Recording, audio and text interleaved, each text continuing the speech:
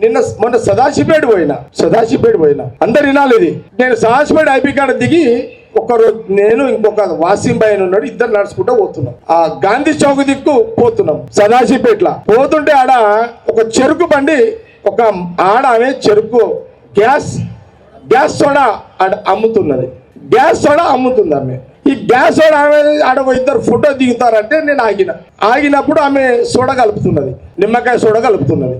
General గా నాకు అలవాటు కదా, మా ఇంటికి కూడా మీరు వస్తుంటారు, మరి ఎవరు వస్తారో నాకు తెలియదు. నా ఇంటికి వచ్చే వాళ్ళు ఎంతమంది చేయలేకుండా ఒకసారి ఓకే.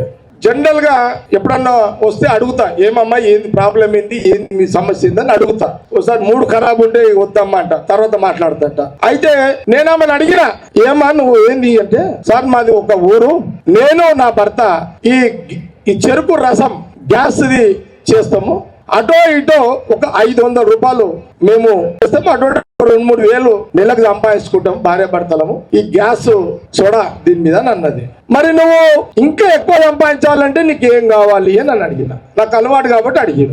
లేదు సార్ నాకు ఒక 30,000, 40,000, 80,000, ఆఖరికి 1,00,000 ఉంటే సోడా గ్యాస్ మిషన్ పెద్దది తెచ్చుకుంటా, దాంతో నెలకు ఒక 5,000, 6,000 సంపాదించుకుంటా సార్, 1,00,000 రూపాయలు ఉంటే నేను మిషన్ తెచ్చుకుంటాను అన్నది ఆమె.